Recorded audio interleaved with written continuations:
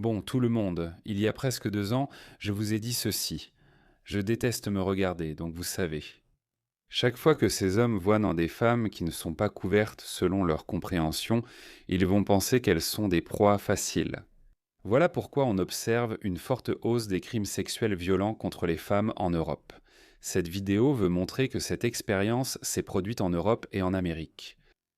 Ne laissez pas l'Australie suivre le même chemin que l'Europe et l'Amérique. Je vais en Europe chaque année et je vous le dis, chaque année l'Europe est pire que l'année précédente. Pas seulement à cause des crimes violents, mais à cause de tout. Tout s'effondre. Les services sociaux, la santé, les infrastructures, les transports, tout part en vrille. Alors qu'en Australie, nous n'avons pas eu cette vague de migration incontrôlée. Nos infrastructures fonctionnent. Medicare, Centrelink, tout est en ordre. Si nous ne protégeons pas nos frontières, nous serons encore plus touchés que l'Europe et l'Amérique. Que s'est-il passé avec Eileen White? Nous devons tous faire beaucoup de bruit autour de cette affaire. Ne détruisez pas l'Australie. Réveillez-vous avant qu'il ne soit trop tard. J'ai mis en ligne cette vidéo le 11 février 2024. Maintenant, je sais que j'ai dit que nous n'importions pas massivement des gens, mais nous avions commencé à importer massivement des gens en 2022. À l'époque, nous n'en voyions pas encore les effets, ni n'en entendions parler. Depuis 2022, nous importons environ un demi-million de personnes par an. Et avant cela, avant le Covid, nous faisions venir environ 100 000 à 110 000 personnes chaque année, ce qui était durable. Les gens arrivaient, et la moitié d'entre eux venaient du Royaume-Uni et de Nouvelle-Zélande. Donc, c'était durable. Mais maintenant, depuis le gouvernement d'Anthony Albanese, comme c'est un wokiste, un gauchiste, un mondialiste, un socialiste fabien. Donc ils veulent démanteler chaque pays occidental et la culture occidentale. Maintenant, la plupart des personnes qui viennent en Australie ne sont pas. La majorité n'est pas composée de Britanniques et de Néo-Zélandais. Ce qui explique pourquoi ce que je vous ai dit dans cette vidéo se produit maintenant sous nos yeux. Des vidéos similaires jusqu'à très récemment, j'avais l'habitude de montrer des vidéos venant d'Europe, de France, d'Allemagne, de Grande-Bretagne, où un réfugié ou un demandeur d'asile déséquilibré harcèle une femme ou poignarde quelqu'un. Mais comme je l'ai dit, ça va commencer à se produire en Australie. Eh bien, ça se produit en Australie. Regardez ça.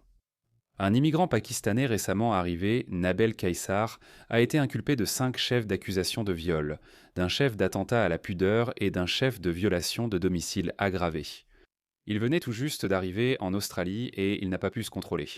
Maintenant, plus on fait venir ces personnes, maintenant, évidemment, moi aussi je suis pakistanais, et tu sais, bon, j'en suis arrivé là sans jamais faire quoi que ce soit qui s'en approche de près ou de loin.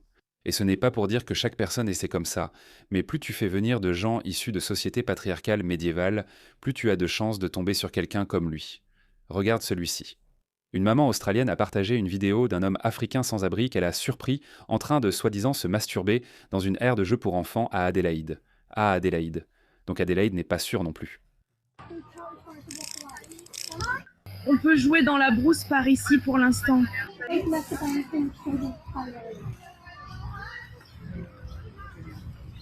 Il jouait avec son zizi. Il se masturbait. Nous rentrons toutes les deux à la maison puis allons à Land. Puis il est juste parti. D'accord. Maintenant, nous allons en regarder un autre. Cela s'est passé ici, à Melbourne. Non, Sydney. Un homme accusé de harcèlement sexuel envers une femme dans un train à Sydney. Un homme me touchait le dos, puis le côté de mon corps dans le train à l'instant. Il dit qu'il est désolé et a été identifié comme indien. Oui, il essaye de descendre du train. Nous allons aller au magasin.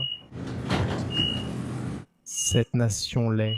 S'il te plaît, ne pars pas. Peux-tu rester ici? Tu m'as touché. Où vas-tu? Tu penses que je ne dirai rien?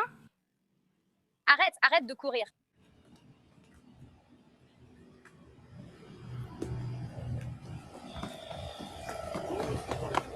Regarde, il espionne. Il porte une tenue professionnelle. Il a sûrement fini son service dans un bureau ou similaire. J'ai essayé de le poursuivre. Quelqu'un arrêtez-le, s'il vous plaît. Quelqu'un arrêtez-le, s'il vous plaît. Quelqu'un arrêtez-le, s'il vous plaît. Il me touchait. Quelqu'un arrêtez-le.